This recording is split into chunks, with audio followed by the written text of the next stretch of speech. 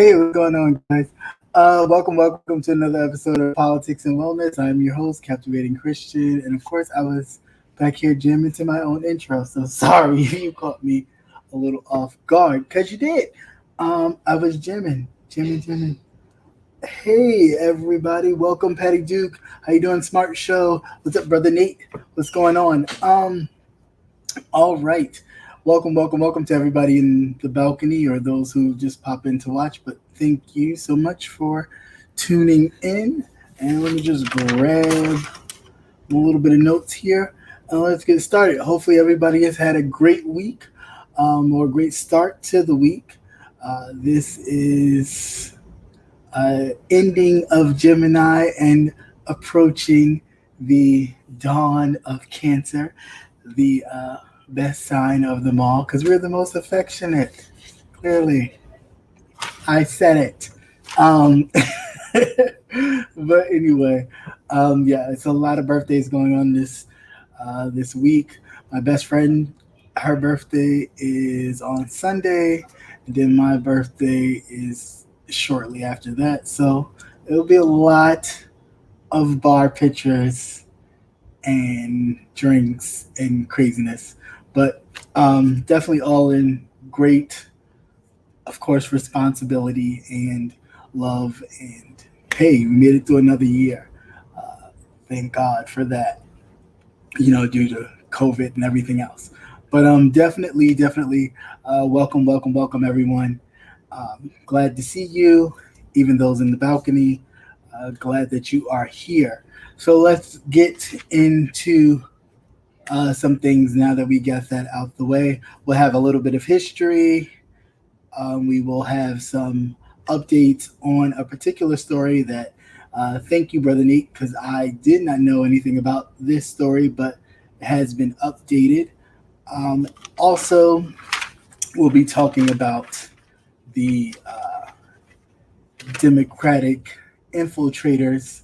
Uh, I personally think working with Republicans to basically stop Joe Biden, and that was the plan all along. But um, of course, we'll get into that as we go along. And of course, my final thoughts and a lot of wellness as it pertains to what's going on in the YouTube streets, and of course, the departure or my decision to depart from Gentlemen's Panel and so on and so forth. So if you stick around, you'll get to hear it. If not, then you won't hear it, and the people who are supposed to hear it will hear it. And that's how this is just going to go. So without further ado, let's get to some history. History. Of course, we know that it was just a couple of days, or maybe even a week ago, that we were talking about the 100 days since the Tulsa massacre. But not only in Tulsa was there a massacre, there was also a killing of black people in 1919 as well, in Chicago, in a city suburb of Chicago. So in 1919, a black teenager by the name of Eugene Williams, who was 17 years old, was basically swimming in a segregated area, Lake Michigan, where white people were supposed to be on one side and black people were supposed to be on another, and there was no barrier to keep white people on one side and black people on another. And while Eugene Williams Jr. was on this raft, being 17 years old back in 1919, he drifted to the white part of this Lake Michigan area where they would go to get in the water, and a white gentleman hit him in the head with a rock.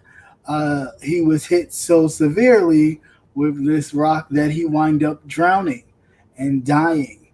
And this led to a week of racial tension, with 23 black people, dying, and about 15 white folks dying. Um, and again, this is why I say, like, when we talk about, reparations, people only mention slavery, and it's like it's so deeper than that. We have modern uh, history of white people just being so angry, of black people leaving the South uh, due to, freed slaves and trying to find a better life, and white folks feeling like, oh, these people are coming to take my jobs and take my livelihood, and wanting to destroy anything that these people who, were brought here, uh, no will of their own, and yet trying to make a living, which is supposed to be the quote unquote American dream, uh, pulling themselves up by their own bootstraps, and yet you have people who are denying them their life, liberty, and the pursuit of happiness. Uh, Something that we love to quote from a child molester. But anyway, uh, so yeah, that's pretty much what happened, and I will play the story right now, so you guys can, of course, get a feel of my anger. But I'll get back to you after this. My mother was crying. Juanita She Mitchell, was today afraid. 107, carries a childhood memory, the frightening noise of a mob right outside of her home. What was the noise like? Oh, they were just yelling at us. All of a sudden, I heard my uncle say, "Here they come." And when he said that, it meant that the white folks were coming down 35th Street. White gangs were looking to attack African Americans. Juanita and her little sister hid behind a piano. Yes, my sister and I were very afraid. We didn't know what to expect. Just one sliver of the violence that engulfed Chicago 100 years ago this week, when Juanita Mitchell was 7 years old. The 1919 Chicago race riots left an indelible mark on Miss Mitchell and the city. We were afraid to death. Afraid to death. It was a terrible time, wasn't it? Absolutely. All right, so there you have it. Another race riot that caused the murder of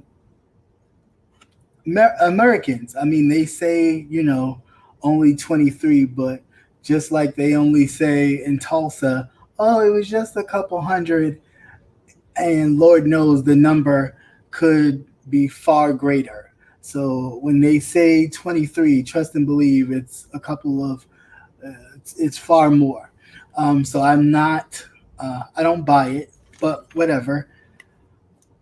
So a couple of, and hello everyone. I don't want you to think that I'm ignoring you. I see you all. Thank you so much for coming. But when I get into go mode, I am go mode, and we will, rewind back. But so charge it to my head, not my heart, but it's just how I function. So a lot of these people have decided to come together and pay for grave markers for the 17-year-old who just graduated high school, mind you, in 1919, Eugene Lewis, who was buried at Lincoln Cemetery in an unmarked grave. So a few people got together, raised $5,000 to pay for a grave marker for Williams, as well as a couple of other victims of that riot who are also buried at Lincoln Cemetery, so they could have a proper headstone and burial place. Again, like I said earlier before I started the video for the piece, this is a reason why we need to definitely first of all, be knowledgeable of those who we elect in office, and not just federal office, but local offices as well. This is why it is so important. Um, we can no longer sit by and just think that people have our best interests at heart. there have been so many people that have been murdered in, just the guise of white supremacy. Mind you, that the white man who was actually identified by witnesses at the lake at that time that had killed Eugene Williams was identified to police, and the police, the Chicago police, decided not to pursue or press charges against the white man who threw the rock that fatally killed Eugene Williams. So again, here we are in 2021. I want you to understand uh, the gravity of this. Here we are, 1919. This young, just graduated high school student gets murdered because he ventures off into a whites only area that had no barrier uh, and was killed, and nothing is done. And here we are in 2021, where we have countless cases of underarmed black people being killed by white officers, even in Chicago, with the young man who was being chased by the officer. The officer had this kind of flashlight that flickers that will make you disoriented and wind up shooting a 13-year-old kid. So, I mean, we are still living in those times. Yeah, we may have modern video and all these other technological advances, but we are still living in those times. So I think we need to understand that, definitely come to grips with that, and fight. I mean, there's nothing else to do. And no, everything does not have to come to fisticuffs and violence, but we can fight intellectually as well. We can use our voting power and actually vote people in our local government who are willing to fight for us and not just fight for their interests and their bottom line, which is their pockets. So I just, it really is just like, wow, when I'm reading these stories and I'm coming across these articles, and Brother Nate, when you are sending them to me of something that I did not read or did not know about, and I actually, I knew about it, but to this depth, and get to see it. Here we are, 100 years from Tulsa. We are approaching 100 years from Chicago, and this had happened in about 28 other cities in 1919, where white people were just banding together and torturing and torching and burning black cities that they felt were prosperous, far greater than their own. So this is something that we definitely, don't need to take a blind eye to, and we don't need to, go back and forth with the fight for reparations and just think that reparations only starts and ends with slavery, just like they think that, slavery only starts at this point in American history and ends at Lincoln doing the Emancipation Proclamation, which is not true factually. So we as a people, need to get to a place where we can use our voting power as leverage and not just as something that they know that they can use. And granted, I'm not, people say, oh, you just, Democrat. I'm not praising the Democratic Party because there's plenty of things that they could do that could definitely be better and help us and progress us further. But we have to make sure that we know our power and utilize it. So we don't have to play this game where they're making, kind of making nice. We have it, but we have to know it. And a lot of times we don't know the actual power we have. We have buying power in this United States. We have so much that we could actually use if we just took the time to really strategize, thank you, Patty Duke, and utilize it, which we don't do. We're so engulfed in self, and then once we get to a certain plateau, it's like, well, I got here later for you. you got to get here how you get here. And it's like, no, we should never have that attitude. But unfortunately, we do. All right. So, upon that, and thank you all for your comments. Of course, I will, I'm just in a space, so please forgive me. Um, so then we come to a story which was definitely kind of a soft spot for me. Uh, I briefly heard about it, but I wasn't quite engulfed in it, so I didn't know. But there's an 8-year old who wind up committing suicide due to bullying, and his the his family has been fighting for justice and some kind of responsibility from the school board for years. Now, this happened in 2017 or so. And this young 8-year old took his own life after repeated bullying. Uh, like I said, the Cincinnati School Board awarded to award fight. Well, actually, they were in trial. I think Monday was the day that they were actually going to award the family $3 million in a settlement, and also an anti-bullying reform uh, because this young man had took his life. His name was Gabriel Tate. He was a student at the Carson Elementary School. Um, and when I showed the video clip, it's just quite disturbing. But and not that that's a good thing that comes from this, but the awareness that at least the Cincinnati School Board was willing to take responsibility and actually create a reform is promising. That they're creating an anti-bullying reform that would include training for the staff, actual more nurses, and the nurses would have the ability to identify any repeated bullying offensive and victims, improving the nurses' ability to improve the nurses' care, suspects who have been either victims of bullying or bullying. But it is heartening. It is very disheartening that a child had to lose his life, and it makes me think of the times when I was young and bullied. But sometimes, as you can see, as far as when my off this camera kind of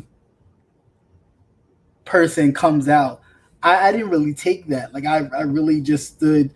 I mean, I was bullied, as siblings do. I had an older brother who would fight me often, and I guess that was a kind of thing to kind of toughen me up. An uncle who, when I had to really get into them to the point where I was that mad or that frustrated, that they stopped picking with me. So it just developed a different kind of person in me. So when I see this, it really does touch a special part in me that makes me feel a certain way. But I will definitely just play the news clip for you so you guys can be aware and just honestly talk to your children. Talk to your nephews, your grandchildren, and kind of get to them and maybe understand them more. It's a lot more going on here than we are used to. We didn't grow up in this age of total technology and video, and everywhere you go, people will notice that you were being bullied, or you can never escape the person that was bullying you. So this era is pretty different. But here you go. Home with me, maybe homeschooled or transferred to a different school. If I had known that he was going through what he was going through at Carson, it could have been prevented. More changes 8-year-old Gabe Taye was a target of bullying, mainly at his local elementary school. It went on for years. His family says it was so bad he took his own life. That was more than 4 years ago. More than just compensate the family, it will reform the district's bullying reporting system, better protecting future and current students at CPS. Gabe Taye is the engine. He's now the driving force behind what could be permanent and necessary changes to reporting bullying at CPS schools. Family attorney Al Gerhardstein says the proposed settlement is transformative because it's more than just a number. Parents say consistent bullying drove him to commit suicide 2 days after surveillance video showed him getting knocked unconscious back in 2017. They think the school misrepresented or covered up the bullying. The proposed agreement will reform the bullying reporting system at CPS. Now, mind you, that baby laid on that ground unconscious for 7 minutes. 7 minutes. Now, I can even recall many of times where I was in elementary school, what you call middle school, what we in New York would call junior high school, even high school, where if you were gone more than like 5 minutes from the bathroom, somebody was coming to look for your ass and go, hey, what are y'all doing?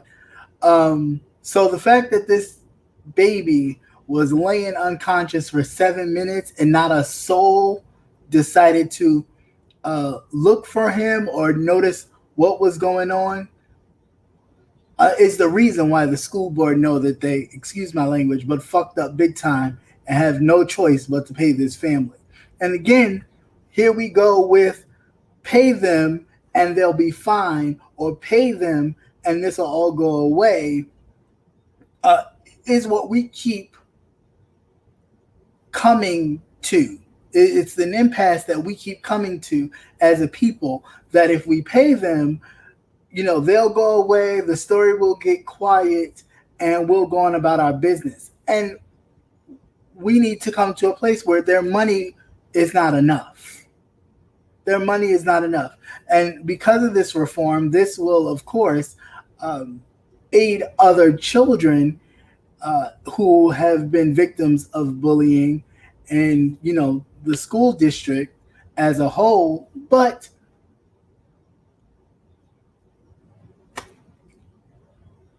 a young prince had to lose his life for what? For what? When we drop our children off, whether it's a grandchild, a son, a daughter, a god niece and nephew, whatever, when we drop them off at school, we entrust the school to be responsible. And we get to a place where, okay, do we still have to be watching our children, even though we entrust you with our children? Yeah, the money can buy the silence, but when do we say, enough's enough? Your money cannot buy our silence. There is no reason for that. The children involved in the bullying need to be reprimanded, as well as the school board, as well as the school need to be reprimanded. The school board does not need to be able to wipe away the actual school district's mishandling of the entire situation. I just think that was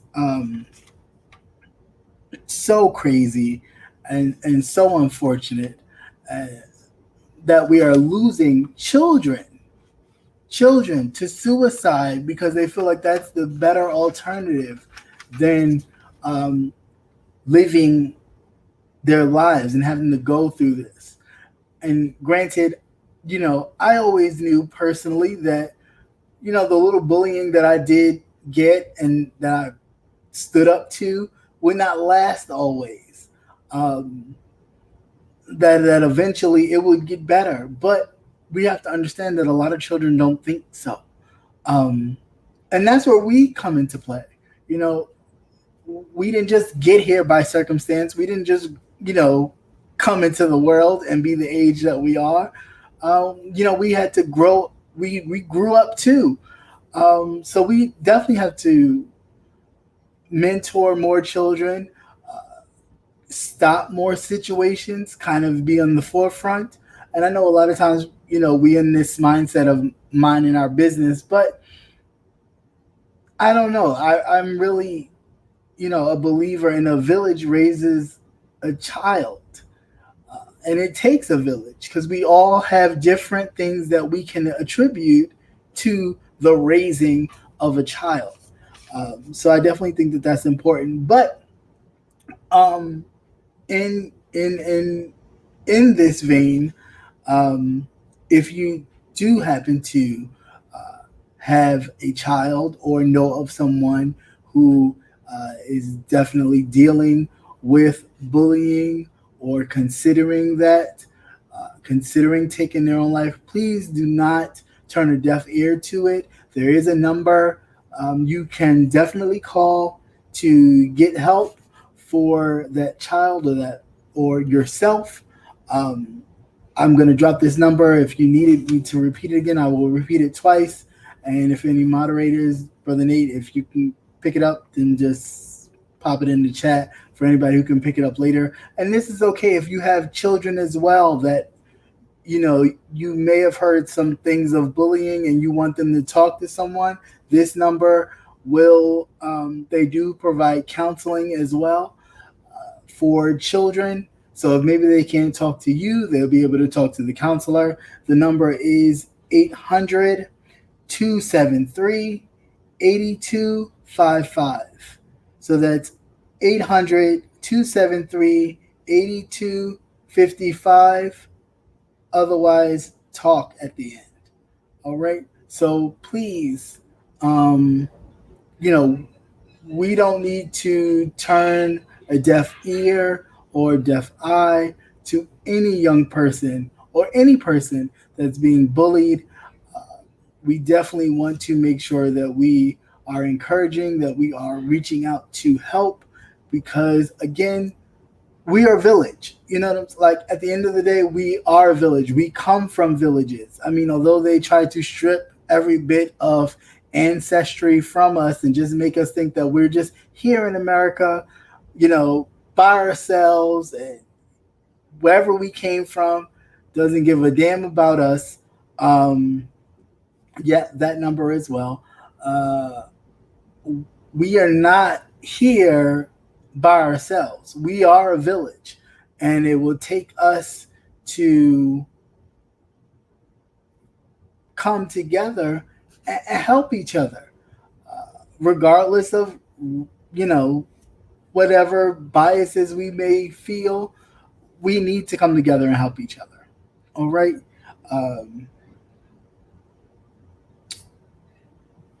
God bless that young child's soul and any other soul that has taken his life due to bullying. I just feel a certain way about that. So please, again, if you have family members that are dealing with bullying, please, pass on the number. Relatives of any kind, please pass on the number. It is so something that we definitely need to take a hold of, because our young people, even the bullies, because we have to understand too that the people that are bullying are going through something at home, that they are taking all of that anger, abuse, or whatever it is out on their peers. So there's definitely not just for the person being bullied, but we need to come together and embrace the person bullying. I'm amazed by the actual father who this was, but I remember maybe about a year or two back witnessing a young man who noticed that his son was being bullied, and he wound up approaching the person that was bullying his son to find out that the bully that was bullying his son had no father and was being raised by a single mother. So what he wound up doing is taking both of the young men under his wing, and now they are like the best of friends, almost like brothers. And that's something that we have to take in account, that hurt people are hurting people. And as adults, right, Brother Nate, just like you just said, and as adults, we are continuing the cycle and we're not breaking that. And at some point, we have to take ownership, even as adults, and say, you know what, enough's enough. I'm not going to allow the hurt that hurt me to hurt someone else. And we have to come to that place. So if in fact we need to talk to someone to make our relationships better, or make our marriages better, to where we are no longer hurting the person that loves us because of some childhood traumas or some adolescent traumas, we need to come to grips with that. Yeah, so we definitely need to do that. All right, so moving right along from stuff that is heavy and deep, because this next part is heavy, but it's not that much. We can lighten up a little bit, because I'm all into education and enlightening and all that. But now we get to some politics. So Joe, that's what I forgot to do. I forgot to pull up I think I got it. Hold on. Bear with me one moment.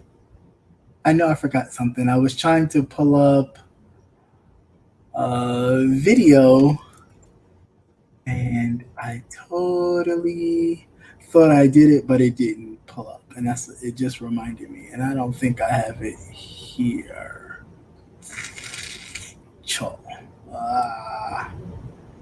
I don't think I have it here. And it's not there either. Great. Okay, so I'll just wing it.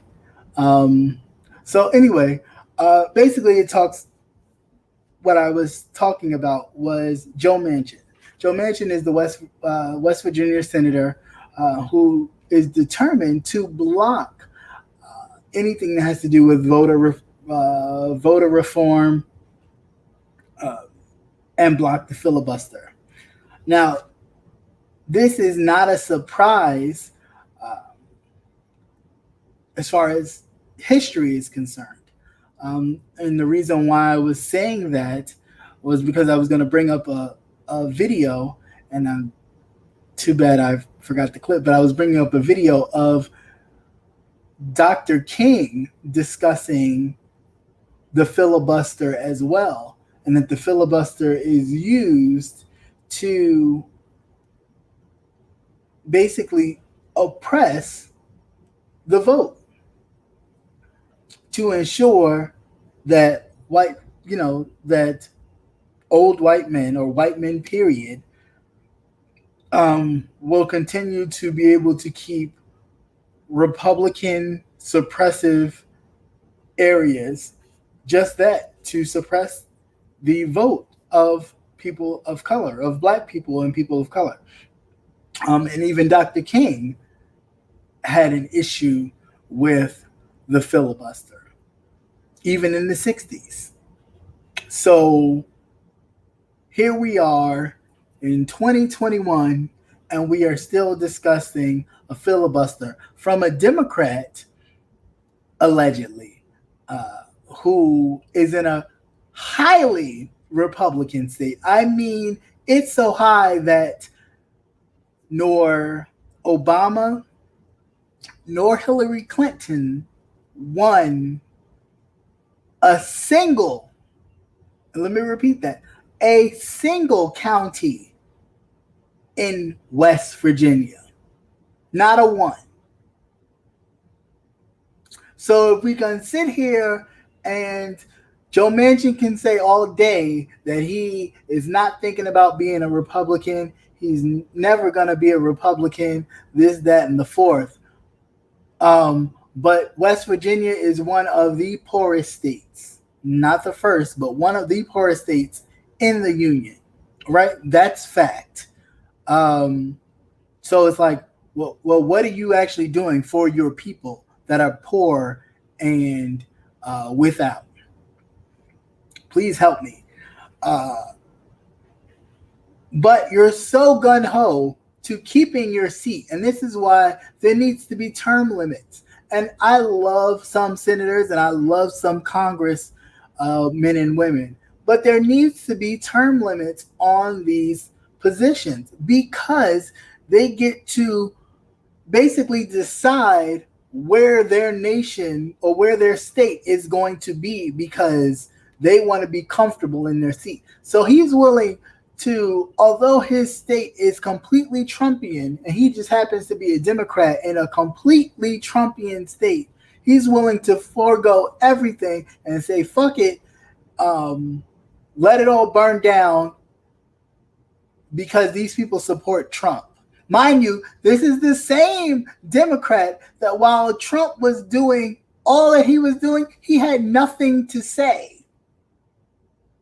Nothing to say at all. Now all of a sudden, because here Joe Biden is in office, now we're not going to stop the filibuster. We're not going to do voting rights. We're not going to do all these things that would actually help the nation progress forward to something that is more inclusive instead of more segregated. But we're not going to do that. But nobody is questioning it at all, which is funny to me, which of course lets me to believe that this was always the plan. The plan was always a back door. If Democrats take power, we will have a back door in Joe Manchin and Kristen Celebrant. If the Republicans take power, we will still have Mitch McConnell and whoever else would be able to hold the line. But this is why I say that we as, well, not we as Democrats, but as the Democratic Party, period, does not think ahead, and there's no strategy involved. It's just, oh, we win, yay! Let's move forward with the agenda without thinking about strategy. While the Democrats are playing checkers, the Republicans are playing chess, and they seem not to get that. And it's always, oh, well, we're looking for bipartisanship. Joe Manchin, how long have you been in the Senate? Long enough to know that Mitch McConnell ain't give a shit about being bipartisan. So why all of a sudden, now that you guys have the majority slightly by an inch, clearly, that we are talking about being bipartisan? It really does not make any sense to me. And why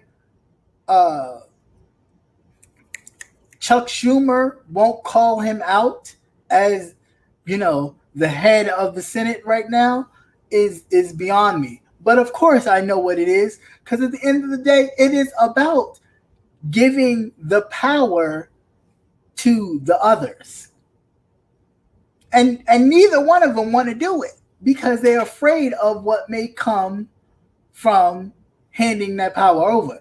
It's cool to have the illusion that I'm giving you power, or look what your vote has done. It's giving you so much power. We can do all this. But it's the reality that if I give you actual power, you can unseat me.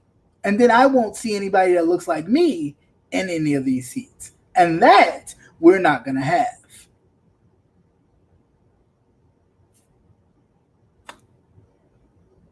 So yeah, when I say vote, I'm saying your vote is important. The fact that you can get up and go vote for whomever you're voting for is the best thing you can do. It is.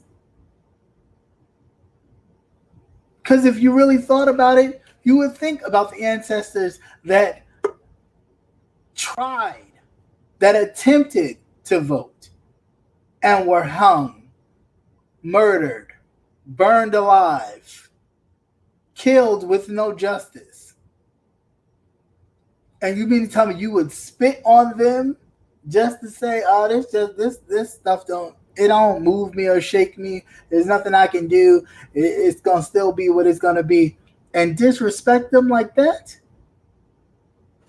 is ridiculous. Let me know when you're ready, sir. Okay. I saw you. Hey. Hey, how are you doing? What's going on? I'm good. Not a thing, man. I'm good. Good. Just crazy. Crazy. So, yeah. Yeah, those undercover Republicans. Yeah. That was already planted. It was already in the works. That's why Yeah, nobody was scared. You see, Mitch McConnell never batted an eye hadn't said a when word. nothing, Hadn't even moved his lips. nothing. Joe Biden was elected president. Mitch McConnell was just as calm, just as cool and collected. Why? Because he already knew what the backdoor plan was. That's right. He already knew what the backdoor plan was. The same reason why they're not putting the people who ransacked the Capitol in front of a firing squad. Why? Why? Black Lives Matter had the same quote unquote protests on the Capitol steps. Who was standing on the Capitol steps waiting for them to take an inch further and they would have been arrested or murdered? The National Guard. The National Guard with the helicopters. And they would have had bayonets had it been up to President Donald Trump. But it just happened to be a general to say, no, we're not going to do that because, first of all, one, it wouldn't look right. And two, if somebody accidentally gets murdered, it's going to be all hell. So we're not doing that. Yeah, well, there was an issue with the even with the helicopter because it was flying so low that it could kick up some debris, right, and possibly hurt somebody. Right? Exactly. But this is America. You know what I'm saying? But we seem to act like this stuff don't exist. It is plainly in front of our faces. It's just really crazy. Well, welcome to America. I can't. Let freedom ring. Right. What freedom is that? I tell you, man, it's trash. Yeah, pretty much. Welcome to everybody who's just popped into the chat. This side of the kind of chat is delayed for me, so you may have been here for a while, but I'm just seeing a lot of comments and things coming up on my end. So welcome. I don't want you to think that I have ignored you, but I just get in a headspace and it's just like, okay, get it out. So yeah, now it's kind of laggy tonight for some reason. Yeah, it really is. So hey, Virginia Redbone, Patty Duke, of course, Lynn T. Nice to see you. Oh, I'm just doing like Rebels on Lynn T. Welcome. Hey, what's up, crackhead Willie? How you doing? Willie. Hey, Willie, babe. Yeah. All fluffy stuff. What's going on? Nice to see you. I'm not gonna be able to read everybody's comments today, but welcome. Johnny Mac. Hey, nice to see you, brother. I saw Pink in here. Yeah, I know. I saw Pink somewhere. That's how I was going on. Welcome, Pink. If you're still here, if not, thank you for stopping by. Definitely appreciate it. So now we get to the more relaxed part of this. This is the wellness. Yeah, this is the wellness. So, and this is just me. So I don't want y'all to think that this is no coercing. This is just me and my thoughts. I did decide to make my exit from the gentleman's panel after listening to the producer of the show go far left with a person who was on this particular show, no show, whatever it is, and knowing that a fellow panel member who I, respect is on it. I thought it was quite dry. And the way that I felt that it can moisturize was, okay, I've heard enough. For those of you who've watched the interview with Conscious and Rebel, who came on later, what happened with Conscious, I was already kind of like, that wasn't cool. And that was addressed. I did not, for those of you who don't know me, I don't hold my tongue for something that I feel is vastly important. Some things that I feel like is not really all that important. You may not hear from me. I may just sit there and kind of pull my mule. But when the mule is out, the mule is out. And I've always been that way. It's nothing that YouTube has brought to me or took from me that made me, oh, now I found my voice. First of all, I've always had a voice. But it's when you know when to use your voice that is important. So you use your voice. Sometimes you don't need to speak about everything. If you've known that sometimes you speak less, do more makes a difference. Sometimes you need to speak more and do less. It also makes a difference. So I make sure I kind of fall in those guidelines. And this is where I just felt like, okay, I've had enough. I've heard enough. And it was just time. So I decided to do that, but I did wait to whatever decision Rebel was going to do because I didn't want to overshadow whatever decision he was going to do. And that's why I decided to let him have his moment, and then I decided, okay, I was done. So if you followed me, just like those of you who watch me, if you looked on my community wall, when I said what I said, you kind of took it like, okay, something's happening because, it just was. I'm not going to, have my integrity or anything of that nature compromised for anyone or anything. So that was just it. Yeah. Now tell a real story. No, I mean that's as real as it's gonna get. I mean that is as real as it's gonna get. I put a lot into it, and I just felt like, okay, at some point I'm gonna get not, any kind of, oh, good job, but just something like, okay, this is cool. I want to go this direction. It was just nothing. And it's like, yo, if you don't want to do this, we don't have to do this. It's not that serious. Like, you asked me. I did not ask you. And that's where I think a lot of the confusion comes from with a lot of people and a lot of commentary I've heard. A lot of us would never asked to be, hey, can I be a part of the gentleman's panel? We were asked. So obviously you had to see something, and especially in me, because I didn't have the numbers that the other people had. So I can see why you would have gravitated to any of the other members because they had higher numbers. So you would try to pull from other people who had bigger numbers. So that was the main reason why a lot of the people who you see up there who really didn't, whatever, they were there because of their numbers. And it was, okay, if I put a big person with big numbers on here, they'll bring their people over and it'll bring more eyes. That's pretty basic. And as far as I've heard some other things that people said other people didn't like that QB came on twice. The only issue that people had with him coming twice was simple. Just like anybody else, we would be questioning, were you here to really be here? If you were going to leave again, then we would have to be worried about that. That was the only question or issue that anybody had. As far as it making to be an issue about it being about QB personally, that's BS. It had everything to do with if he was going to be here to actually be a part and be in it, then cool.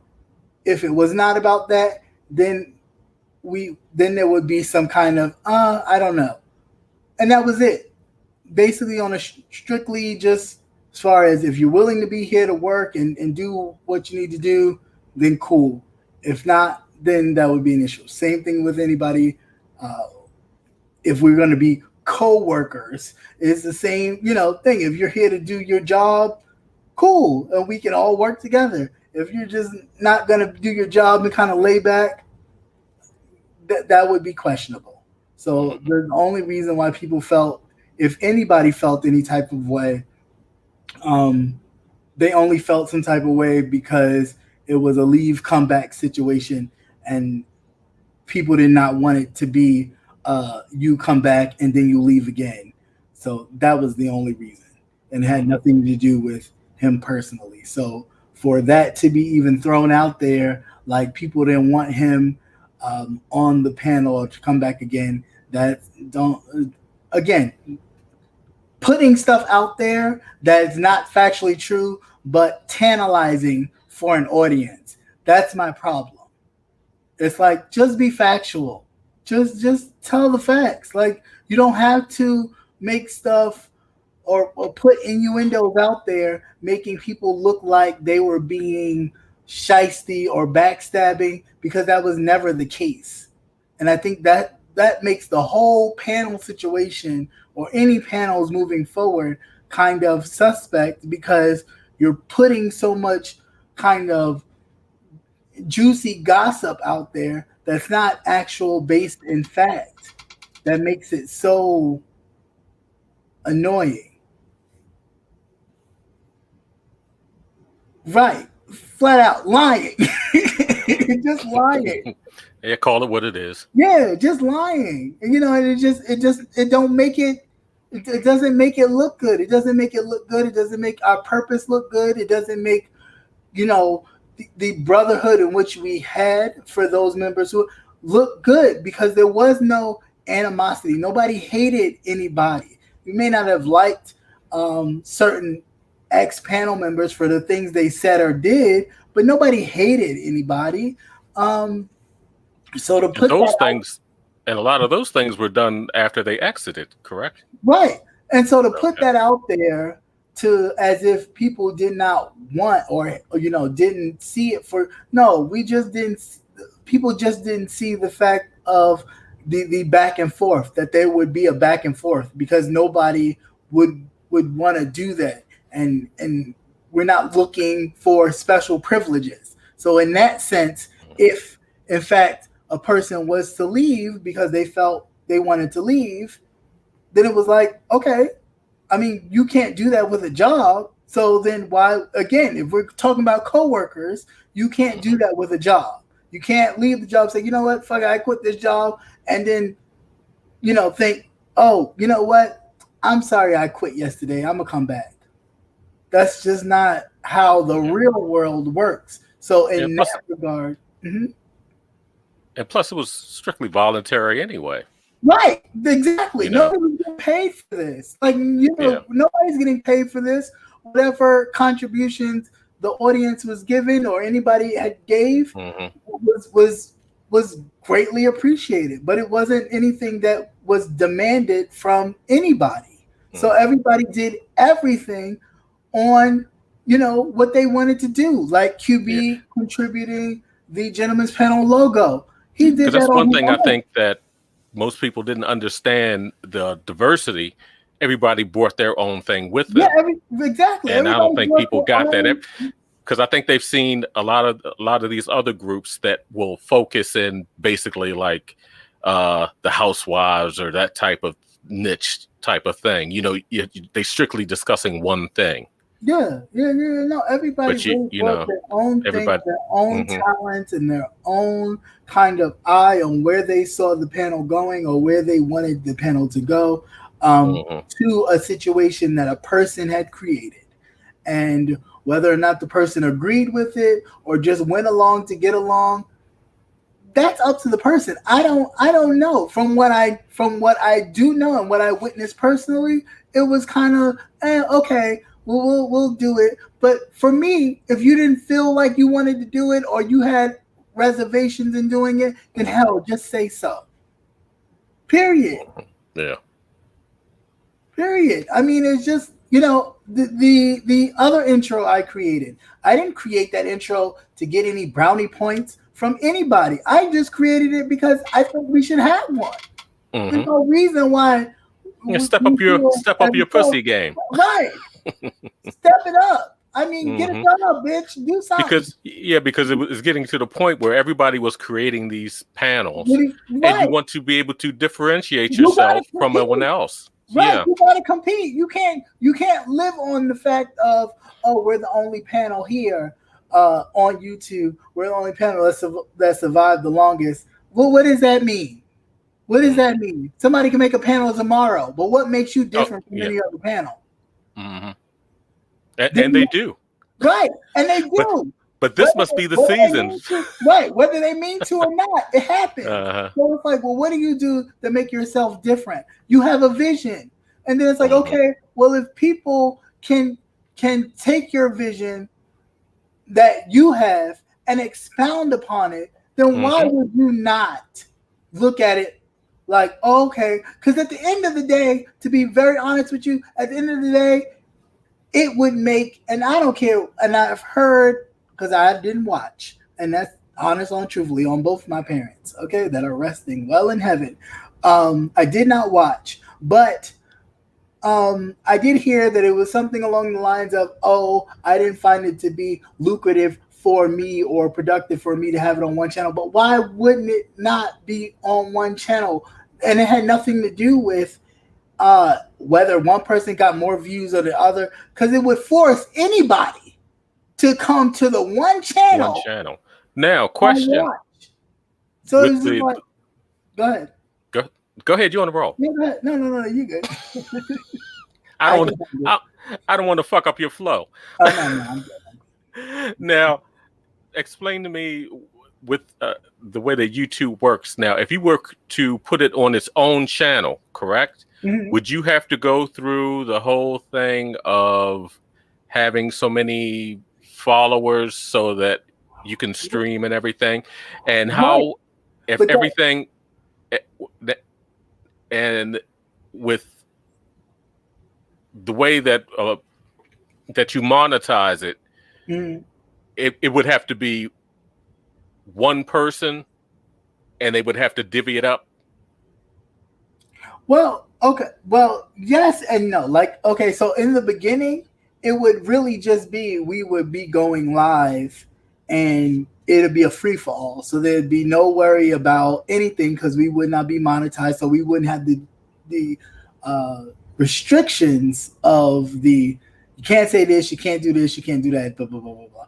Now, once we met the criteria of YouTube and getting monetized and all that, as grown-ass people, and especially as some of us who really don't, use this as a financial, it's to pay my bills, I really did not care about that. But you had some that did. That's what I'm saying. That was my next point. I really didn't care about that, but I understood that some people did. But and my point is, that's what your own channel is for. This was never, from my understanding, this was never supposed to be bread and butter for everybody. Okay. This was just supposed to be like, we get together, we kiki, we inform, we da-da-da-da-da, and we go what we do on our own channels. Plus, it introduces other people to your different channels. That's what it was supposed to do. Now, if I'm wrong, then I'm wrong, and I'm, man enough to say, well, that was not my perception of it. The way you interpret it. But my interpretation of it was for people to see you and go, oh, okay, I'm gonna go check out that person's channel. I'm gonna go check out that person's channel, and whatever you made privately off your own channel from the exposure that you got from here was, supposed to carry you or whatever. So, and furthermore, I already knew that people were not really into. Trust me, I have friends and associates that are big YouTubers. They just don't participate in this. And they were like, well, that's a tough sell, but if you can do it, great. I think it would be good because it's needed, but it's going to be hard. And my whole thing was, I don't really care. I'm just doing it because this is something I like to do. Yeah, which makes a vast difference. Which makes a vast difference from someone actually using it to keep lights on and keep gas on. So that part I get, but that needs to be said. So then everybody is clear that, hey, listen, I'm not trying to split this up. I'm not trying to do, because I mean, for me, the logical explanation for, all right, so you're concerned about it being on your channel. Put your damn Cash App up. And let everybody know on your channel that when you go to the channel, hey, my Cash App, that's where you give your donations. Yeah, just direct everything to your Cash App. Direct everything to my Cash App. So then what money would you be losing? Yeah. So no, I just think, you found a niche where you talking about whatever you was talking about was more lucrative for you, and that's what you went with. You didn't give a goddamn about anybody who was sitting next to you at that point. It was all about what you can gain from it. And I think at that point, for me, is where I'm good. I'm good. Because there's no level of anything there. There's no level of anything there. You can't even sit there and utter a word from a book that I, as a child or adolescent, had to sit and read and know a scripture for Sunday morning breakfast to me ever by displaying that kind of attitude. Ever. And we're talking about somebody who mama will put that little daily bread thing, the loaf of bread with the scriptures in it, and you had to read one every Sunday. No way. Until you learned it, pretty much you could be like, blah, blah, blah, I don't need to pick one up. So I mean, it's ridiculous. It was just ridiculous. And that was just really, for me, the straw that broke the camel's back. Yes, I felt the same way when that happened with Conscious, but it was a bit of a difference because he was kind of correcting a wrong. So, in fact, you should have given the respect for him to just say whatever he needed to say, and you just keep your mouth shut and go, well, you heard it here first. Just out of respect. Even if you didn't agree with what it was, or if you had more intel that other stuff was, just keep it to yourself. Yeah. It was like you purposely did that because you wanted to, kind of cut ties, but you was trying to find a way to do it that made it look more like, okay, well, I didn't necessarily do it. They chose to do it. Come on, like, cut the bullshit. Yeah. Cut the bullshit. And I know people like, oh, I don't know what kept talking so much. It's not about talking. It's just about being right and being true to what it is. If you're gonna get to this point, it's all about transparency at this point. We don't need to sugarcoat nothing for no audience. You just need to be real and factual. So if it was an issue with you and money, then that's what it was. Then say that. Because like I said, I still had stuff up on my computer that I'm like, hey guys, what about this? How about this song with this intro? How about this song with this? I added this to the intro. I added that. I took that out. I'm doing all this, and the whole time you thinking, I don't even want to do this with these guys because I don't want to split up no money. Who's getting money, first of all? Who's getting money right away? Nobody. Because you got to get 1,000 subscribers. And if you think 1,000 subscribers was just going to join the gentleman's panel, then you're delusional. You're delusional. Completely delusional. And you need to wake up. Because there's no way that 1,000 people from this area, I'm not even going to call it a sector, was just going to click subscribe and subscribe to the gentleman's panel. Absolutely not. We would have to step outside of this area and get other people. Well, see, that's what I thought when I would see that you would have guests on. Right. New people that you were expanding out. Now, they did not have to be regulars, but you should have left a seat open for rotating person. Right. But that's what we were doing. But some people did not, they felt that if we were going to have guests, that they would be guests of influence. I figured. And for me, if somebody who was interested. Right. That was me. I just figured that if a person had something to share or something that was influential, let them be on, to let people know that you don't have to be a certain degree or a certain caliber of person to sit on the panel. You can be just a regular subscriber, have a point of view, and sit on the panel. You could be a content creator that doesn't have that many views, that people are not really looking at, and you could still sit on the panel and give your point of view. That was my whole gist of it. So I did not understand, I got it that, a couple of people felt like, well, if they're not big YouTubers, then they're pointless to be on here. But it's like, everybody. That wasn't pointless. Right. It allows a new group, some fresh faces, some new opinions. That's it. Some different opinions that are different from yours. Some people that people may not have witnessed or seen. So it's like, I didn't necessarily agree with that, but okay, out of respect, okay, cool. I'll respect it. But I just, I flow differently. I really do. Like, and it's no disrespect to anybody before the gentleman's panel, after the gentleman's panel. I just flow differently. If there is something that I just feel like, I don't necessarily agree with, I'm gonna say, it's cost me people, feeling some type of way about how I, felt about something or what I said about it. But at the end of the day, like, I give a damn. Because at the end of the day, it exposes you. It don't expose me because there's nothing to expose. I mean, there's one person that loves to tell people, who they are, or who he or she, whomever the person wants to describe themselves, thinks that the other person that they're looking at is. And it's like, get the fuck out of here. You could never tell me who I am because you don't even fucking know me. But you can assume and make an ass out of yourself, but I know who you are because you're evident and you display it every time.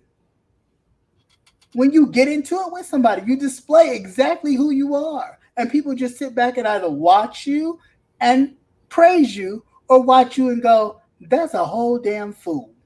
Because it definitely shows through. Yeah, it shows your actual character. It shows the actual person who you are. So that's why I don't, people like, and the people that support, even privately, that send the DMs and go, they're just mad because you keep your cool.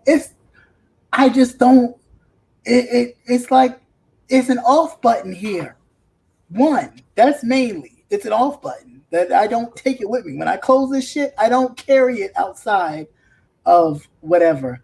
And then two, there's real shit going on in the world. Like this is like land of make believe with Mr. Rogers. I mean, I know some people don't like that because they be like, he look like a pedophile. But I mean, this is the land of make believe. Really, you get to sit here, act like you this big shit, spring your opinion, and people praise you. And from years that you've been bullied, talked shit about, teased about either your weight, how you look, how you whatever, you get to feel like you're the big shit. At the end of the day, what we see is that you're still fat, you're still whatever. Nothing has changed about your life, although we can't see what's behind your life. So all we see is what you present. So what you present is, you present your best. You present, the cameras are on. I'm good. I'm this, I'm that. Yet behind the scenes, come on, you struggling. It's because it's evident in your behavior. That's all. Lindsay, Patty Duke, Virginia Beerbone, I am so sick of you. I'm about to have a fucking stroke. Let me turn this shit off. Yeah, well, I need to see this. And they can. It's okay. I can't see it, but they can. It's okay. I don't care. They can give me the side eye. They can say, "Oh, you're moving funny." How am I moving funny? When I first of all, it's about respect. You walk into anybody's house, you don't not speak. That is something that I just do not go up with. You go up in anybody's house, you speak. Now, if you talking bad about somebody who else I watch, you just don't say nothing else. But I'm not gonna come into somebody's house and not speak because I'm afraid that somebody else is gonna see me and go, "Oh, did you see so and so and so and so's chat?" I'm grown. I'm a full-fledged grown-ass man. If I want to go into somebody's chat, I'm going to go. And I'm going to say, hello, chat mods. And if I don't say nothing else, I was respectful. And that's it. It's not about liking everybody because you don't have to like everybody. Everybody ain't going to like me. But I've known that my whole life. I know a lot of you people don't know that. But understand, not everybody's going to like you. And it's okay. And that's fine. That's perfectly fine. Actually, it's none of your business. It's none of your business if they don't like you. What people think about you is none of your goddamn business. Because you shouldn't be concerned about it anyway. And the fact that you are says a lot about who you truly are and the insecurities that you have. That's it. That's it. Because if you can't be, and this whole thing about, like when people, this is a real man, this is a real man. Listen, a real man, if they insecure or feel some way about it, they can speak on it. They can definitely be about a bunch of men and say, hey, listen, I'm uncomfortable about doing this. They should not be afraid to voice their opinion. It makes me feel this type of way. And as men who, am I my brother's keeper? I respect it. And there's no way I'm going to step out of line and tell a soul that this other brother feels insecure about moving forward into a different direction he doesn't know anything about. Why would I do that? He should have taken the opportunity to learn. That's an opportunity. Look, you never stop learning, and once you stop learning, you're dead. That's going to be your downfall. Once you stop learning, pretty much, you might game over. You might as well go meet Jesus or whoever it is behind the gates, because that's where you had it. Game over. If you refuse to learn and grow, you might as well kill yourself. Jump off a bridge. And I'm not promoting. Please hear me. I'm not promoting anybody do that. But if in fact you're willing to just give up on progressing forward and staying stagnant and steadfast, then you might as well give it up. Because I'll be damned. There's no amount of papers, there's no amount of plaques in the wall that you can put that could ever amass the knowledge that you can learn day by day from growing. That shit is a piece of paper. Everybody got it. Whether it's a diploma from high school or accredited college, whatever it is, it's a piece of paper. Tell me, have you utilized it? Truly. Have you utilized it? Probably not.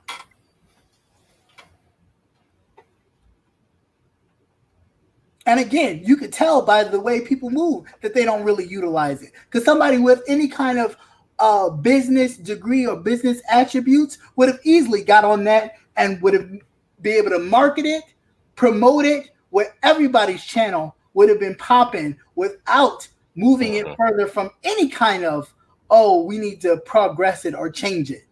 If you got a business degree, you know how to do that. That's business 101. Marketing. Yeah. Who we fooling? You fool yourself. You're not fooling me. But I'm not here to push. All I'm here to do is, all right, you have a vision. I see where you're going with that vision. Here's what I can add to the vision. Because that's what we should be doing. We should be adding to each other's vision to grow further. We should not be, I'm gonna chop this down because it don't have nothing to do with me, or I don't like this person. How? If that person is able to make it, and see, this is the difference between, and this is why a lot of our old stars who have passed on was able to actually progress to the point where they were vibrant here and still able to do stuff until they passed on, because their whole thought process, even with others who were in the same business, was if I can just get in the door to wet it, I can push these people forward so they can go further than I. But we're so caught up in this bullshit of I'm getting through this door. I'm gonna close it behind me. Close it behind me. Bullshit. Mm-hmm. That is bullshit. Hattie Mae Daniels know good and goddamn well she got her foot in the door. But what did she do? She made sure whomever was behind her going after any kind of role, here, you can do this. Here, you can get this. Hey, if I got this, you can get this. Some of these people died penniless. And we sitting up here wondering, oh, they spent all their money? No, they was able to take some of their money that they was given and actually give it to some people to actually further their own careers. That's what they did with their money. So when they died penniless with a purpose, not penniless because they was out spending money or thinking, oh, well, I'm gonna just, Yeah. I mean, it's ridiculous. It really is. It's ridiculous. And I don't, people get caught up in numbers and who gives a shit? At the end of the day, you still working for YouTube, so you think you vibrant because you getting numbers? Mm-hmm. You still working for the man. I mean, unless you set up your own page and do your own stuff. But the minute you step out of line for them, they will chop your ass. I was getting ready to say, and you think that you don't work for somebody, say the wrong thing and see if you don't get blacklisted. See if you'll get blacklisted. Right. I've been blacklisted since I started. Ask me if I care. Don't. Because the 13, 14, 30, 40 people in the chat and the other 100 that will be popping in later and going, oh, that's okay. Each one teach one. As long as I can grab one for somebody to go, oh, that's great. That was a good word. Or this and that. That's all that matters. Because again, let me go look this up. I didn't hear about that. That's all that matters. I did not know that this was going on. That type of thing. Going on. I never knew that happened. I only knew about Tulsa. Mm-hmm. I only knew about what happened in Chicago. I never knew about this. I never knew about that. You know what? I never paid attention to the political atmosphere. Now I'm starting to pay attention to it because of you. It's not because of me, but thank you. Yeah. That or moisturizing. Jay, because you're dry. You never know how important that is. You're dry. I mean, it is. And, like homegirl tried to tell me, well, to be really honest, you and so-and-so are kind of boring. Okay, to you, you're one person. Yeah, I saw that one. Like, I give a shit that you're one person and you feel that I may be boring. Okay, to you, I may be boring, but to somebody else, I'm not. Yeah. That's like, to other people, I may be ugly. You're only boring until you don't need it. Right. Or he's not even that cute. I mean, until you need it. I don't know, like something like that. Yeah, I know what you mean. Like when people say, oh, he's not even that cute. Okay, to you. But from you, I bet you I can find two other people, male and female, that would say different. And like, I care about what you say. If I can double your one opinion to two, the fuck I look like caring about you and your opinion. So, I mean, it's just that kind of concept. And even I don't remember who it was, but it stuck to me because I so wanted to like let it have, but we were ending. And the person said, oh, stop giving Michelle Obama responses. Bitch, Michelle Obama is not a politician. Yeah, I saw that. Michelle Obama is not a politician. Right. So if I'm giving political responses, how about you pick a politician to then say, stop giving politician or political responses? And it's not even about giving a political response. It's just about how I view it.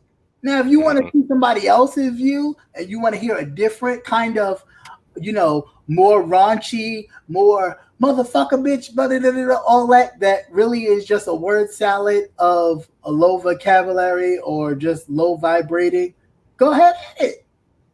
It's YouTube. There's tons of it on here. Yeah. It's tons of it on here, but everybody don't have to fit that mold because you feel like, well, you here, you should act like this. Fuck that. Let's get out of that. It's almost you have enough cookie cutter type things out here as it is. You need to act like a slave then. I'm not a slave. I don't even have that kind of mentality. And even if I was one, I would never still have that mentality because it's all about what you think up here that makes you therefore act like. I don't think like that, so I don't even entertain it. Why would I need to entertain it? Yeah. Hey, Auntie Donna. Hey, Auntie Donna, how you doing? Auntie in my head. Hey, Auntie. Yeah, so I just, and yeah, sometimes it gets me fired up, but this just, this was just like, can't we just be truthful for once? Like, can't we just be truthful for once and not try to throw innuendos out there? Like, I was in QB's Messy Mondays watching him, and then he mentioned that Jay Wilson said something along the lines of other people did not like him coming back. And I'm like, no, that's not true. The only issue that people had was that, if he feels some type of way, is he going to leave again? That's it. That's it. Because nobody wanted to sit there and, be comfortable and be all like, oh, we're vibing. This is so cool. And then you decide, I don't want to do this no more. And then we looking like, hey, damn, what happened? That's it. But as a true man, that's what you would say, because that's really what it was.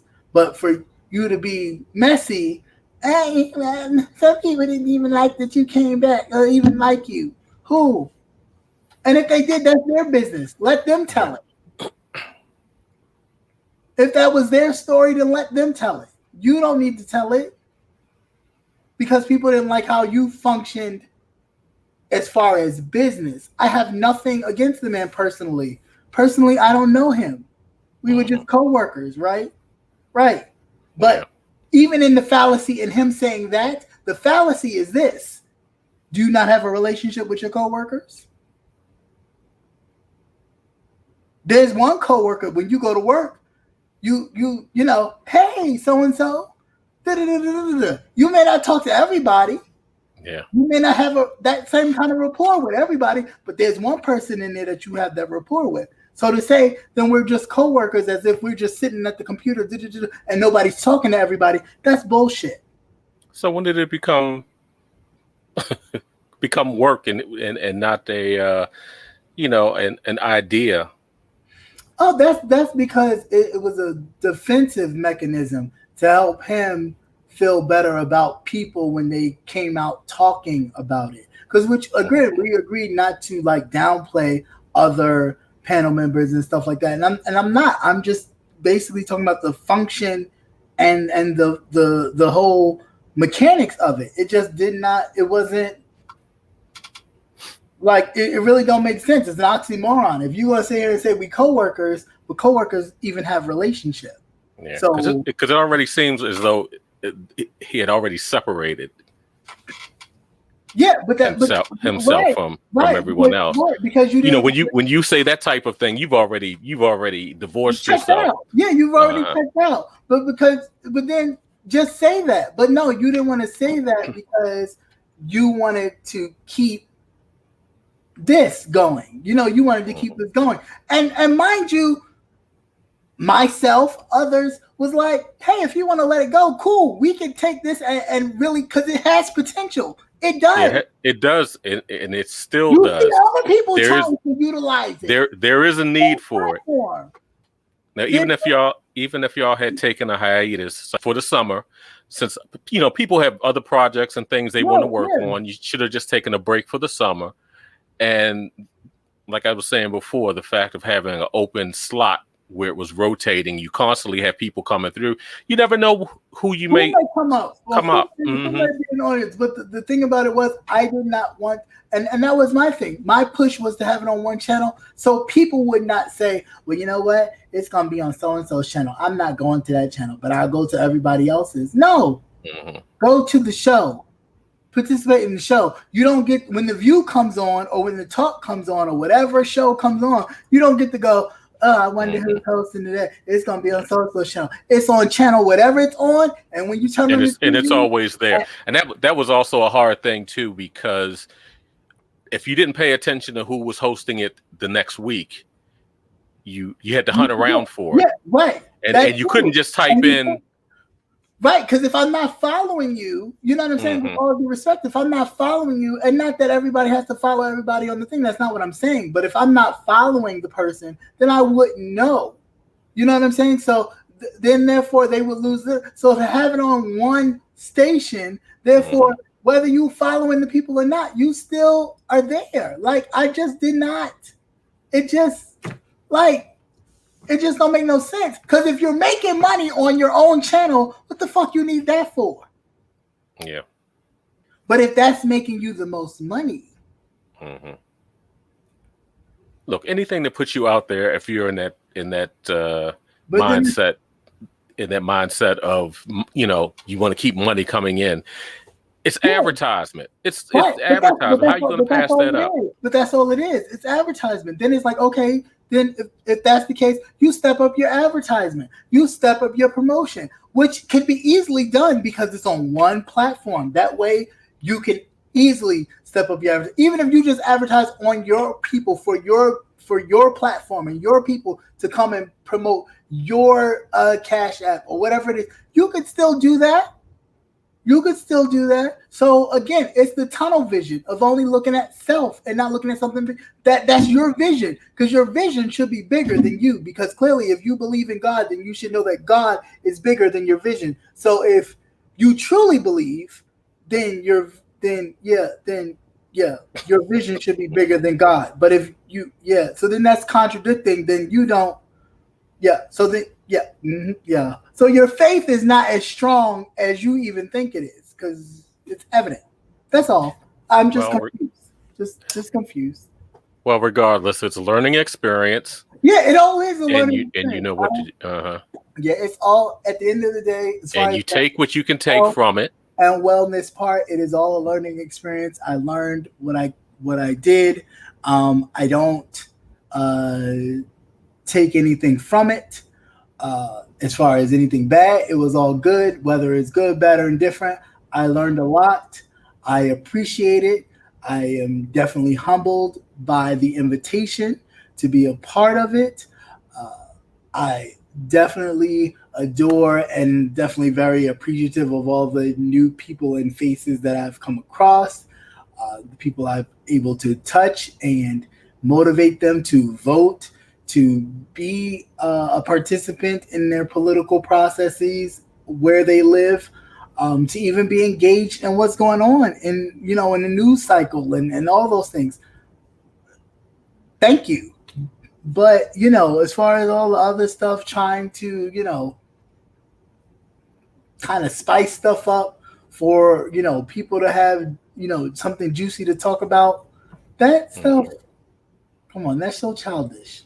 That's so childish. When you're trying to just be transparent. At the end of the day, the people are watching you because they just want you. They just want you to just, be you. You even at the end, giving them kind of lackluster without actually being truthful to the fact of the matter, it's kind of like, come on, enough's enough. Enough's enough. So, yep. That was it. And that was my wellness part. I just purged. You feel well? Woosah. I definitely was not going to go into my birthday with that shit. No way. I'm going to let that out some way. So, all right. And give us the date on that birthday. The 22nd.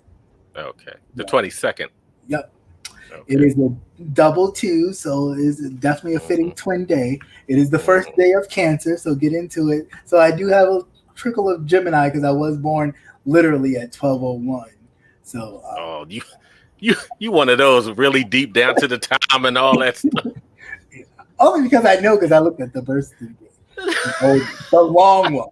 The long one. Oh, yeah, okay. The long one. So it is definitely 12:01 on the 22nd, and my sister came 8 minutes later at 12:09. Oh, okay. So you're the older.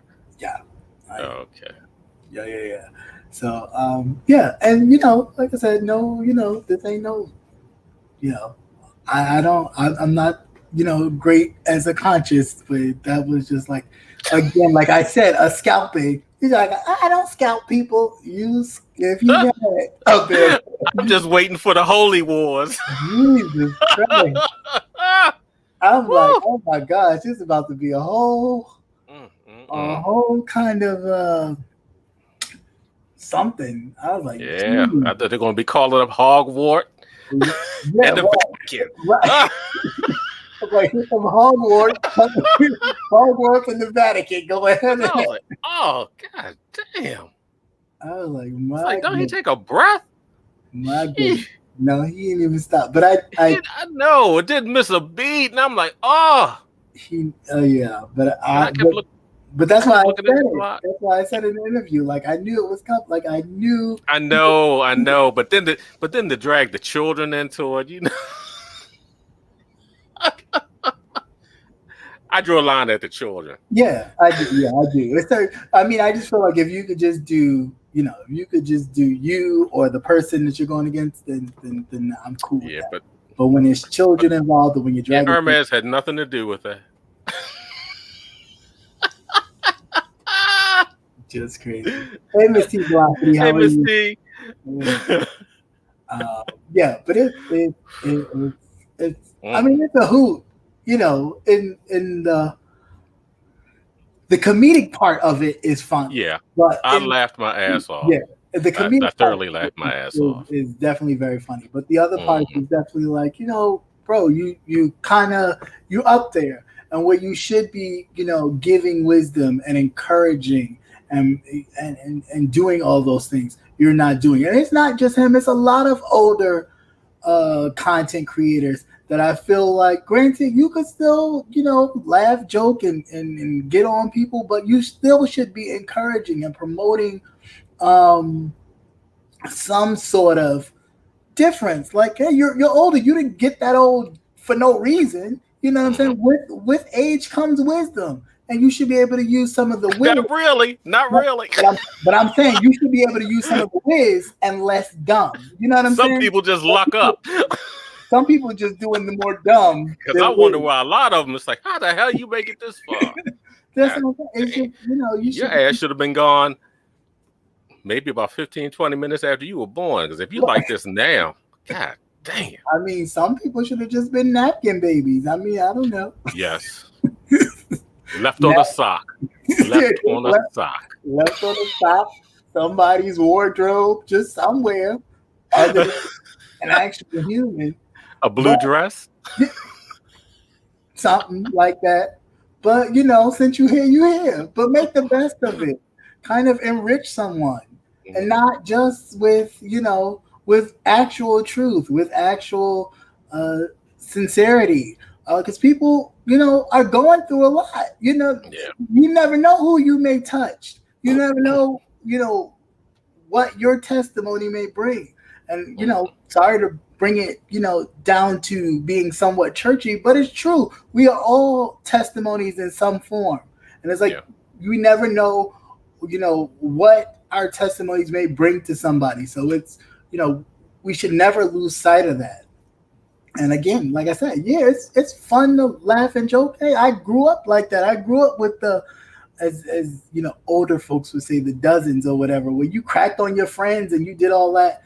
And it was funny, but you never took it that serious. It never was like, you going back and forth for days, or you going back and forth with women for so long. It's like, first of all, one, you're a man. There's only so far you should go, and then you stop. Then you just say, you know what?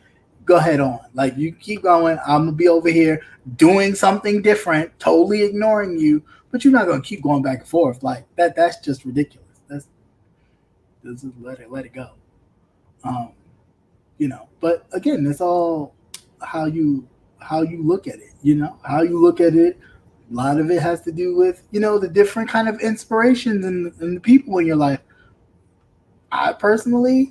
I'd rather not have my mother visit my dreams to be like, you said what? I heard what you said. I was there. I'm gonna need you to not use that kind of language or talk to that person in that way. I'd rather not. So, yeah.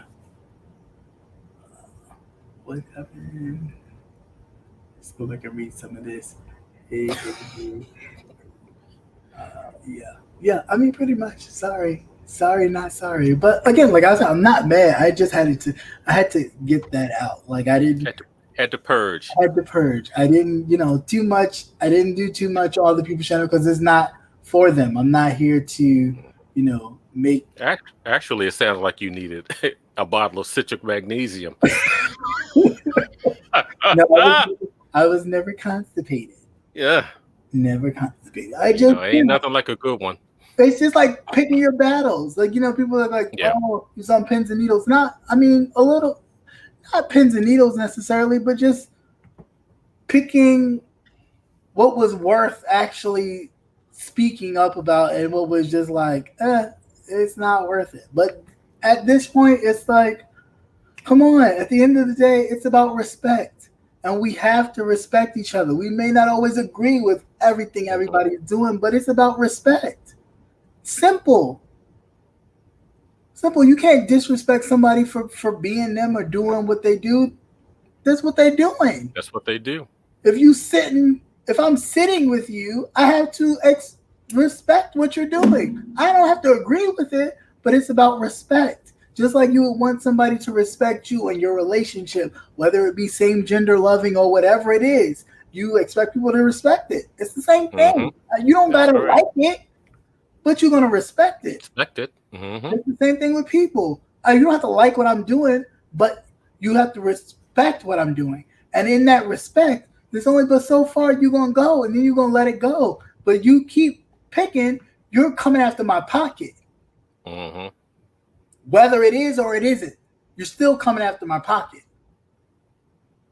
That's the part I just did not like. It's like, no, you don't do that because nobody's coming after yours. You've done plenty of stuff where we didn't feel like this was necessary, but nobody came after your pocket.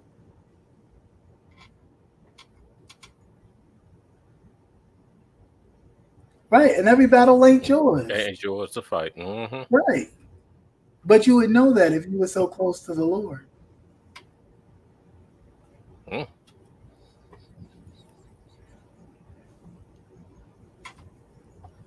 Did Yolanda Adams say something? That's what Yolanda Adams said. Yolanda Adams said, the battle is not yours, it's the Lord's. I'm just saying. Again, there's my point. You can fool people for so long. When you start to expose yourself, they get to see. No, but it shows. It shows. Yeah, it but shows. they get to see that your thing is not really your thing. Mm-hmm. That is something you know and you're knowledgeable, but it's not something you live wholeheartedly because your light that's supposed to shine, supposed to speak that. I've walked into places that I kid you not, places, interviews where them people was just like, wow. I ain't even opened my mouth. Mm-hmm.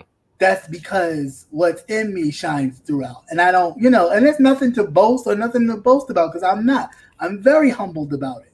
But it is what it is. And when you can see that a person may talk this and talk that, but they don't exhibit that when they are interacting with people, that's a difference. Yeah. There's a difference there. Because their real personality slips out. It always does. It always does. Get comfortable enough. Get comfortable enough. Shoes. Oh, yeah. Shoes, slips, wigs, everything. Comfortable. Everything. And not to mention, people don't really like to get in signs. Cancers, I tell you, we're like lie detectors. People, oh, why are you so quiet? I'm sitting back and I'm just watching you. Because at the end of the day, I'm sizing you up. And I'm pretty much, I got you. And I'm not going to sit there and say, oh, you're this, you're that, you're this, you're that. Because that's not my place. But I already know it. So when you display it to me and I see it, all I go to myself is, yeah, I knew that. Yeah, no, I'm not sure. I'm not surprised. Right. No. And so I'm sitting here and not surprised. Yet again, not surprised. No, I'm a Scorpio. I just don't trust anybody. Right. Not surprised. Not surprised. And it's not the first one. So it's like, it's not the first time. I'm not surprised. I wasn't surprised the first time. I'm not surprised this time. I wasn't surprised the time before. But I just gave you that opportunity that maybe what I thought about you is actually different. Mm-hmm. And you just proved me right. Yeah. You proved me right with everything. No matter how long it took for you to prove it to me, you proved it. Mm-hmm. Even when people said, watch that, don't do that, don't do this. Oh, I wouldn't trust that. No, I'm going to trust it. I'm going to trust it because what I know is, I know you could do that. I know you could be that person. But my hope is that you're not. But when you prove to me that you I want to see how long it takes for you to actually show up. Yeah, that's it. And when you prove to me that you are actually that person, I was kind of sort of hoping that you weren't it. Okay, cool. We good. We don't got to argue. We ain't got to go back and forth. We ain't got to do none of that. None of that. I see who you are. I've already seen who you are. I mean, it's like the other person that I don't see it for you. Oh, okay. Like long before I was involved in all of that, I was watching and was like, oh, got an email. Hey, what can I do to like really get started? Because I'm really thinking about doing XYZ. Never responded. You think I was sitting here writing tons of emails talking about, oh, you never responded to my last email. Or you never responded to my second or third email. I wrote one email and that was it. You took 2 or 3 weeks not to respond. Never thought about it again. Never thought about it again because I already knew what it was given.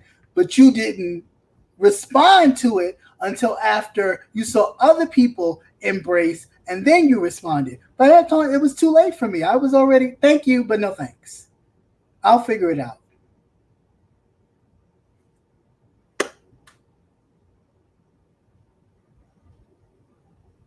And it's only because you were involved in that portion. Because, like I said, I had other people who are larger, but they're just not involved here. And it just so happened that I got involved here. So I was just trying to figure out, okay, how could I gain an audience here?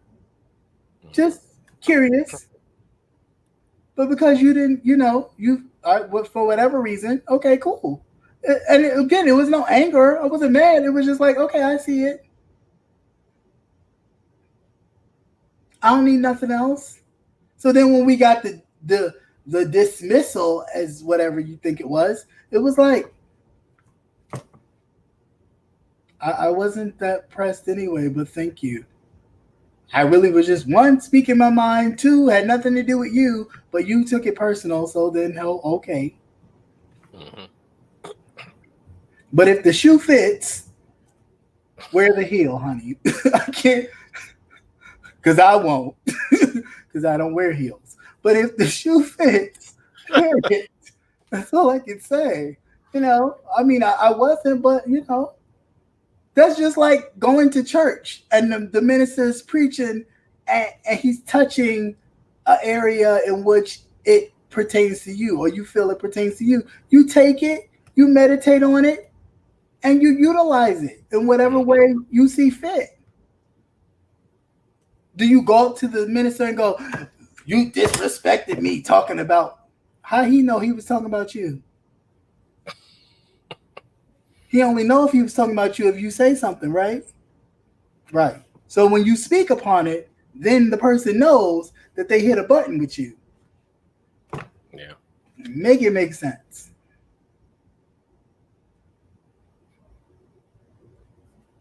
Well, since you got Thursdays off, what you going to do?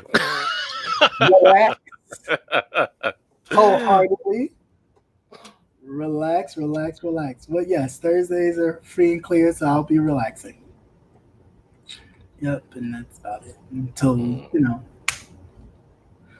something else may come along, and then, I was going to say, at least you learned a lot. Yeah, but utilize it for your own. But I've never been a person to learn something and then close myself off to new opportunities or even embracing the camaraderie that I thought would come of even this. Like some people shut themselves off to be like, oh no, I can't do no panels because they never work out. No, I don't think that. I don't think that. Because I think there are great people that some people can do it and some people can't. Yeah, that follow that same premise. That's not concerned about, the point is the message or the entertainment that the people get, not necessarily what I can gain.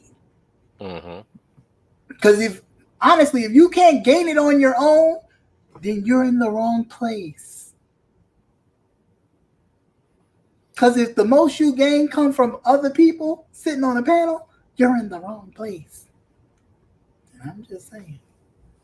But of course, when you talk about other people and kind of threaten other people's opportunities, of course you're going to get, views and opportunity, because that's what everybody, that's what's hot and sexy. But it's like, come on, true people can just do stuff that don't necessarily have to be involved in that. And if they can still stand and be sturdy and steadfast in what they're doing, that's true character. All that other stuff is like, what you performing?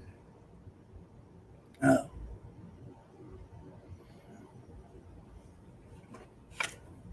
So, But I've talked your head off enough, people. I'll send you the bill. I know, right? You sure you finished? I am. Are you sure? I Okay. am. Okay. What did I tell you? Get it out of your system now, because you don't want to be talking about this for the next 6 months. Yeah, I know. And I won't. Not at all. Not at all. Hey, Ernest Closet. Hey, how are you? Nice to see you. Miss T, I love you too. You know I love you. And we don't have to do that whole, this one don't like you, so I'm not going to like you either. Like, grow up.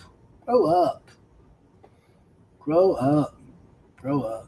Not upset at people, just disappointed. Just disappointed. Not really upset. Too much energy to be upset. Nobody gets that energy from me. Sorry. But just give it 15 minutes and let it go. Yeah. That's what I'm saying. I just have to do my purge moments. Then after that, I'm done. Like, what you're getting right now is mostly what my friends get. I can't believe this happened. I can't believe it happened. And then it's just like, that's it. It's over. That, take a good old bottle of citric magnesium, have a nice healthy one. No. You gotta get, because that's all down in your all. Got to all that shit. I'll go to get a colonic or something. I'm not. Oh hell no! Sticking no vacuum cleaner tubes. Be sucking out. No. Nah, we ain't doing all that. Right, I know Brooklyn in the house, but we not. No, I don't know. There's just a difference of surroundings. I've never just been accustomed to that. It's like, mean what you say what you mean, and keep it moving. All that extra talking around you or not talking to you, I don't do that. We've never done that. I've never done that growing up. Well, you got to remember, you're out here amongst a lot of crazy, okay? And you come in contact with a lot of people. Yeah. And there's a lot of crazy in that. Yeah. I tell you, like I told you before, it's a microcosm of the real world. Mm-hmm. And that's why you have so many broken and crazy people out here, because they don't even have to leave their homes. No, but I am, Miss T, because it's like you expect more. I've always been a person, and to answer the question, I've always been a person that I gravitated towards older people, because I felt like the older you were wise, you knew how to work the system, and I wanted to gain knowledge from you. I was not a fan of, I'll tell you, through high school, I didn't know most of my class until I graduated with them and we walked to the stage. Through college, I didn't know most of my class until we walked across the stage and I graduated, because that was not my focus. My focus was, who's been here the longest, who's here, I'm talking to you. I want to get to know you, because I want to know how the system works and I want to work it. Because somebody who's sitting in my same seat cannot tell me how this system works, because there's nothing you can get, nothing I can gain from you. We can learn from each other as we're moving along, but I need to learn from someone who already knows how this works. And that's just how I've been. So to see that there are older individuals who act, not to the caliber in which they should, is kind of disappointing.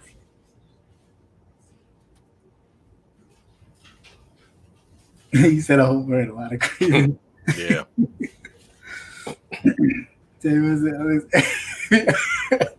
That's a lot. 75%. It is 75%. Good God. And it is. It really is. There are a whole lot of crazy out there. These people, I'm just saying. Yeah. But I think what surprises me is the ones that you think are stable and they're not. And it's like, oh shit, you fooled the hell out of me. All right. I think that's where my disappointment comes. So I'll correct you. My disappointment comes from the people that I assume have it somewhat together and then realize you don't have it together as much as you do. So I guess I make the ass out of myself. Yeah. I like ass. I don't wear it.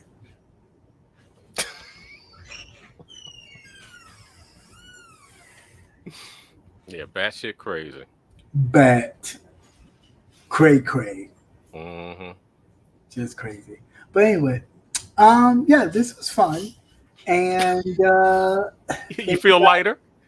Lighter, like I took a whole heavy dump. No, but in all seriousness, thank you guys so much for hanging out and listening to me rant. I appreciate you guys. It's like having family over. It's like a small quarantine session. I do love you guys. I do, pop in and participate to the content creators that are here. I know sometimes I don't catch you guys because I'm either just waking up and getting ready for work or happen to see you and passing through and we'll pop in and say hi. So know that even if I catch a replay, I am, watching to put my thumbs up in there and making sure you get your click and your view, which we should all be doing, is supporting one another because that is I know Miss T come on early in the morning. Miss T be on early. So and when I'm getting up, I don't even know who the hell I am. And I slide on through there and hit the like button. And I'll slide on through and pop down. And same thing with Miss Running Closet. Sometimes I'll catch on to a conversation of hers. And thank you. I did when she did a little grab bag thing, and I did wind up winning a keychain. So I'm waiting for that to pop on through. But yeah, it was cool. But thank you all. Like I said, this channel, me, what I do would not be as great as it is, or even greater without you. So we definitely all work together, and I definitely appreciate you all. Thank you so much. With any future endeavors, of course, you guys will be posted and right on it. Okay. And it's nothing but upward and onward from here. And that was a stepping stone to greater things. So, it's no big thing. It's no slight. I've learned a lot. I thank all of the gentlemen, past and present, for their contributions. Whether or not we talk or still communicate really doesn't matter. They've all contributed something to something that I was a part of, which was still great. We all had different voices, different viewpoints. So yeah, you may not have agreed with everybody's viewpoint or certain people, but again, that's life. Everybody's different. We're all not the same. We're all not one monolith, and we definitely have to make sure that we're not. Will the nightcap be this week? Yeah, the nightcap will be Friday, and that will be the last one because, of course, it'll be coming upon my birthday, and I will be probably partying and drunk somewhere. So, no, but yeah, it'll probably be the last one for a little bit, so I can, get the birthday shakes out and be good. We're working overtime. Yeah, we're working overtime. But you get the rest. You get the rest. No overtime. You're resting on Thursday. It's. Oh, okay. Yeah, I can rest on Thursday. You got a whole day off. Goodness. See, you can't be nice to people. Black folk. Yeah. Black folk. Folks in general. But no, yeah, so. Summer hiatus? Summer hiatus. I don't know. I was reading. Yeah, I know. I was reading the thing. No. Yeah. This is summer hiatus. I don't know. I don't think so, though. Yeah, no, I just, just it is what it is. We're just going to play it by ear. We have some extra room and see what happens. And, like the saying goes, when one door closes, God opens up a whole bunch of other ones. And, it's just on us to walk through them, to have the courage and the strength and the faith to just walk through the doors. So, when the doors open, I will just courageously and faithfully just walk through the doors and trusting that, my vision and my voice will be heard, and, let God do the rest. And that's just it. So, like I said, love you all. Thank you all for your support. You guys are great. I would not be able to rock without you guys. Brother Nate, thank you so much. You don't know how much you are just a light in something that I was like, what am I doing? I have no idea. And to have you pour into what I do as much as you do, even with the stories and other things that very much that you do, is great. You're like a big brother. And I have to keep pushing you out there, man. You're awesome. Yeah, you do. I mean, because you even push me past myself. I'm Cancer, so I'm very much Shelly and kind of like, okay, cool. I'm cool like this, and you definitely. Because I told you after these last 4 years, you were looking kind of worn. Yeah, you look kind of worn. So greater than myself, I help keep you going. Yeah, it was a lot. Because I know I was fucking tired. Yeah. Shit, I'm still tired. But it never stops. That's the thing about it. Yeah, that's the whole thing. It never stops. And I understand how you become disillusioned with a lot of what's going on. That's the only reason why I popped on like this. Last year I wasn't coming on. I'd stay in the chat. Uh-huh. I was like, oh man. I said, oh shit, he weighing out, man. Yeah. Can't have him burning out. Yeah. Well, it becomes stressful, but it's good to and that's why I put it there. A lot of people sometimes too be like, oh, I'm afraid to come up. No, I mean, I don't have an issue with people coming up and sharing their points of view or their views. Just be respectful. Yeah. I really don't. I don't mind it. Hey, we live in a society in which we all have different views.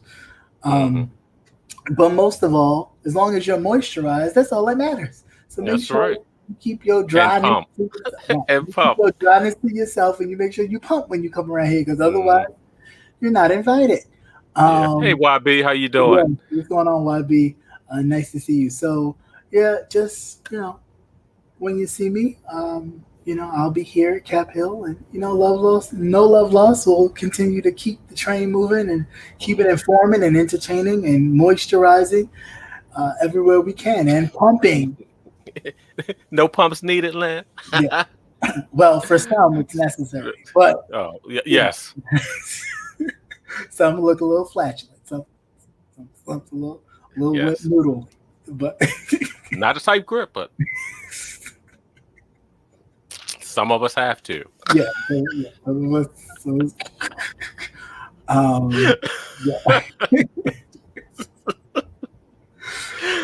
Every time she says that no pumps needed, and I always say it at the very end, I die laughing. Right. They had me in here dying tonight. I'm trying to keep a straight face and listen. I'm laughing. I know. I was totally not looking at some of it, so it wouldn't throw me off. But thank you guys for definitely participating and being a part of this group that we have here on Cap Hill. You guys are always my state representatives, and we always have a good time. Nancy Pelosi doesn't know what she's missing when you have a group of constituents that can get down with the get down like we do. So definitely appreciate. Oh, not limp lilies. Wow. But again, thank you guys so very much. If I had 10,000 tongues, I wouldn't be able to say it enough. And until next time, please be safe. Do that thing if you choose to do it. If not, that's fine too. But be safe as the summer months approach. And if you do decide to travel, of course, I wish you to be safe. And beware of the mouth breathers. Yeah, beware of them. Be safe, protect yourselves, and live life. If it's not taught us anything, that life is definitely short, and we don't know in what time we do have. So the time that we do have, we definitely want to make sure that we are utilizing it to the best of our abilities. is, because of course if we are gods or made in his image, then we should act like it. So definitely keep your crowns high and straight, as Miss T would say. Miss T said. Right. And definitely know that your crown would never fall, because the person who holds your crown in place would never allow it to fall. So always keep that in mind, even at your lowest. God is always with us, protecting us and keeping us steadfast. So with that, God bless, good night, and moisturize. Peace.